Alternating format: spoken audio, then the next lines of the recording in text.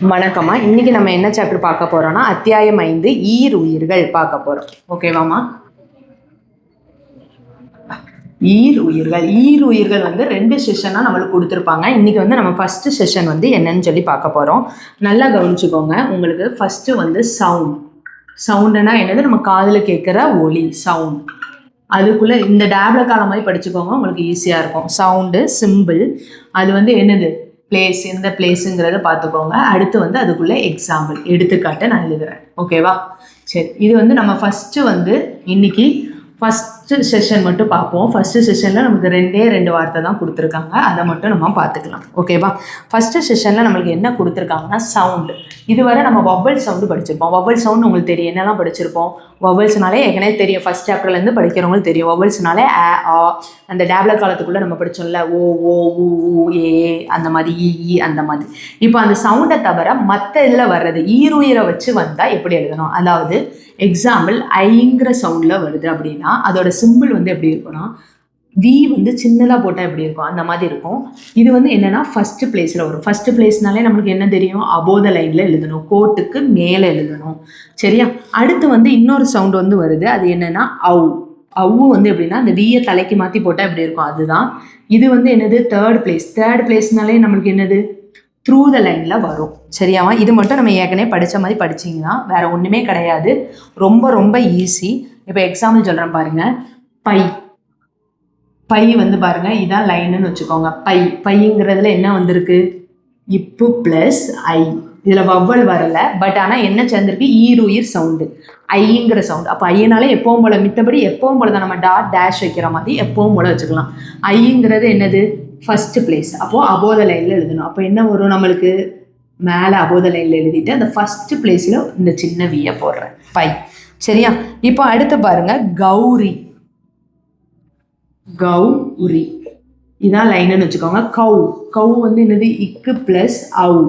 இதில் bowel sound வரல, அதுக்கு பதில் என்ன வந்திருக்கு? அவுங்கிற சவுண்ட். அவுனா third place, through the line. அப்போது இந்த கவுங்கிறதுல க வந்து ஹரிசாண்டல் ஸ்ட்ரோக்குனால அடுத்த வர ஸ்ட்ரோக்கு தான் என்னது? த்ரூ த லைனில் இருக்கணும். அப்போ அடுத்த வர ஸ்ட்ரோக் த்ரூ த லைனில் இருக்குன்னா நம்ம எப்படி எழுதினா தான் த்ரூ த லைனில் இருக்கும்? இப்படி எழுதினா தான் த்ரூ த லைனில் இருக்கும். சரியா? கௌரி. தேர்ட் பிளேஸ் வர வவ்வலை அடுத்த வர ஸ்ட்ரோக்குக்கு பிஃபோரில் வைக்கணும், இல்லை அவு போட்டுக்கணும். சரியா? இருக்கு அப்புறம் என்ன வருது? ஈ வவ்வல். நீங்கள் வந்து வவ்வல் படித்தாதான் இதை எழுத தெரியும், இல்லைனா இது வந்து உங்களுக்கு என்னடா புரியாத மாதிரி இருக்கும். அதனால் வவ்வல் லெசன், வவ்வல்னா என்னது? உங்களுக்கு உயிரெழுத்துக்கள் அந்த சாப்டரை நல்லா பார்த்துட்டு வந்தீங்கன்னா உங்களுக்கு என்ன செய்யும்? புரியும். சரியாம்மா? இதுதான் வந்து என்னது? Main concept. இதை வந்து இப்போ என்ன, இதுதான் ஃபஸ்ட்டு ரூல். சரியா? செகண்ட் ரூல் வந்து நல்லா கவனிங்க. இதை இப்போ என்ன சொல்கிறாங்கன்னா, இந்த ஐ இருக்குல்லம்மா, இந்த ஐங்கிற இது நம்ம எப்பவும் போல் இங்கிலீஷில் படிச்சிருப்பீங்க, டிப்தாங்ஸ் அப்படின்னு படிச்சிருப்பீங்க. இந்த ஐங்கிற இதை ஸ்டார்டிங்லேயோ எண்டிங்லேயோ நம்ம கன்வீனியண்ட்டாக இருந்தால் என்ன பண்ணிக்கலாம்னா ஜாயின் பண்ணி என்ன பண்ணலாம்? ஜாயின் பண்ணி ரைட் பண்ணலாம், எழுதலாம், ஜாயின் பண்ணி எழுதலாம். ஓகேவா? இந்த ஐங்கிற இதை இப்போ பாருங்கள், 5ன்னு வருதுன்னு வச்சுக்கோங்களேன். இதான் லைனுன்னு வச்சுக்கோங்க. 5 ஐங்கிறது ஸ்டார்டிங்கே வந்துட்டு எனக்கு ஈருயிர். ஐங்கிறது ஃபர்ஸ்ட் பிளேஸ்ன்னு தெரியும் உங்களுக்கு, அபோத லைனில் இல்லை. அப்போ நார்மலாக நீங்கள் எழுதுனா இப்படி எழுதுவீங்க, அப்படி தானே? ஐ இன் தூன்னு எழுதும். அவங்க என்ன சொல்கிறாங்க? இப்படி கையை எடுத்து எழுதாமல் இப்படி சேர்த்து எழுதுங்க. ஐ இன் தூ, ஐந்து. சரியா? இப்போ லாஸ்ட் பாருங்க, பாறைன்னு வருதுன்னு வச்சுக்கோங்க. நம்ம நார்மலாக எப்படி எழுதுவோம்? பா இருள ஐ ஃபர்ஸ்ட் பிளேஸ், இப்படி எழுதும். இதை இப்படி எழுதாமல் நீங்கள் சேர்த்து லாஸ்ட்டும் வந்தால் சேர்த்து பா ரை இப்படி எழுதிக்கோங்க அப்படிங்காங்க. ஸ்டார்டிங்லையும் எண்டிங்லையும் வந்தால் நீங்கள் சேர்த்து எழுத முடிஞ்சால் என்ன பண்ணிடுங்க? சேர்த்து எழுதிருங்க அப்படிங்காங்க. சரியாம்மா? அடுத்து 3வது ரூல் என்ன கொடுத்துருக்காங்க, நல்லா கவனிங்க. ஈருயிர் குறி நம்ம வந்து இப்போ ஏற்கனவே படிச்சிருக்கோம்ல, அந்த ஐயா இருக்கட்டும், அதுக்கப்புறம் என்னது? நம்ம அதோட வந்து என்னது சேரும்போது நம்ம எப்படின்னா சில நேரம் பாதி தான் தெரியும். இது வந்து இங்கிலீஷ் டிப்டாங் படித்தவங்களுக்கு புரியும். அதாவது எப்படின்னா பாருங்க, மே இம்ப மே வேற இம்ப வேற. சரியா? இந்த ரேனாலே இந்த ராவும் வரும், இந்த ராவும் வரும். இந்த 2 ராவுமே மேல் நோக்கி கீழே இருந்து என்னது?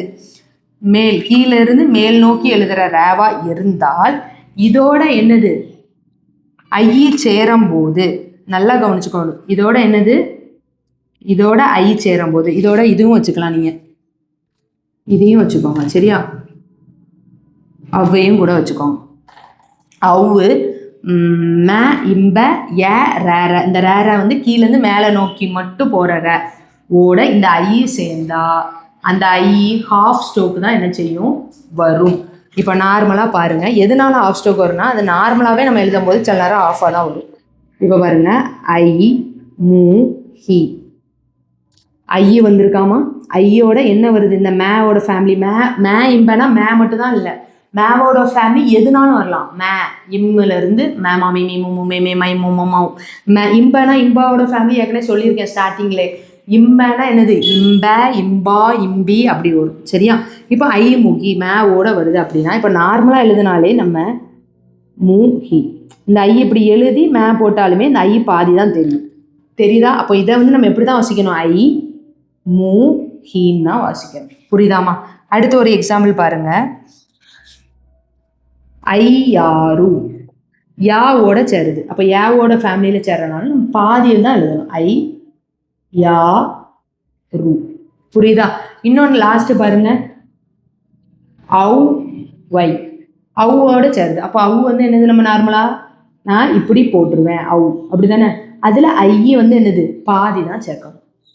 சரியாம்மா? நல்லா புரியுதா? அவ்வை வந்து நான் இதில் வந்து நீங்கள் என்னென்னா மீதிலாம் ஐயை நம்ம இப்படி தானே சேர்க்குறோம், ஏன் இந்த அவுக்கு மட்டும் நம்ம இங்கே சேர்க்க, ஏன்னா அவு வந்து நம்ம இப்படி எழுதிடுவோம். சரியா? அவு வந்து என்ன செஞ்சிடும், நம்ம இப்படி எழுதிடுவோம். எழுதும் பொழுது இதில் ஐங்கிறத நம்ம திருப்பி இப்படி எழுதுனா தெரியாது. அப்போ அவு ஐயோட இந்த சைடில் தான் நம்ம சேர்க்கணும். சரியா? இதுதான் உங்களுக்கு என்னது ஈருயிரில் ஃபஸ்ட்டு செஷனாக கொடுத்துருக்காங்க. திருப்பி ஒரு தடவை சொல்லிடுறேன். ஐ அவங்கிற சவுண்டு தான். ஐ வந்து இந்த சிம்பிள், அவங்கிறது இந்த simple. I first place above the line, அவு வந்து third place through the line. Through the லைன்னா என்னது, கோட்டில் கீழே பாதி மேலே பாதி. இல்லை ரெண்டாவது என்ன சொல்லியிருக்காங்க, சில நேரம் இல்லை, ஸ்டார்டிங்லேயும் எண்டிங்லேயும் ஐ வந்தால் நம்ம என்ன செஞ்சுக்கலாம், சேர்த்து எழுதலாம். அப்படி சேர்த்து எழுதுகிற பட்சத்தில் அதோட இந்த ஃபேமிலி சேர்ந்தா, அதாவது அவு மே இம்ப ஏற இது சேர்ந்தா அந்த ஐ வந்து பாதி தான் நம்ம எழுதணும் அப்படிங்கிறாங்க. ஓகேம்மா? இது உங்களுக்கு புரியும்னு நினைக்கிறேன். பயிற்சி 14 நீங்கள் முடிச்சிருங்க. பேஜ் நம்பர் 23 இருக்குது. நம்ம எப்படி ஹோம்ஒர்க் எழுதணுங்கிறது உங்களுக்கு தெரியும். அந்த மெத்தடில் ஒவ்வொன்றும் 5 தடவைனா 5 லைன் எழுதணும் ஸ்டோக்ஸ். ஓகேவா? அதை எழுதி முடிங்க. அதுக்கப்புறம் நம்ம இப்போ என்ன பார்க்க போகிறோம்னா, இப்போ ஈருயிர்கள் சாப்டர் பார்த்துட்ருக்கோம் ஃபஸ்ட்டு செஷன். இனிமேல் உள்ளது வந்து நம்ம என்ன பார்க்க போகிறோம், ஈருயிர் குறி. அதோட என்னென்ன இதெல்லாம் வருது, இது இனிமேல் தான் வந்து நம்மளுக்கு என்ன வரும், ஆ ஏ ஊ எல்லாம் வரும். அது எவ்வளோக்கு எவ்வளோ ஈஸியாக நடத்த முடியுமோ அவ்வளோக்கு எவ்வளோ ஈஸியாக நான் நடத்திடுறேன். புக்கில் வந்து உங்களுக்கு வாசிச்சிங்கன்னா கொஞ்சம் குழப்பறமானிக்கே இருக்கும். இதில் வேறு எதுவும் டவுட் இருந்ததுன்னா நீங்கள் கமெண்ட் செஷனில் தாராளமாக கேட்கலாமா. Thank you all.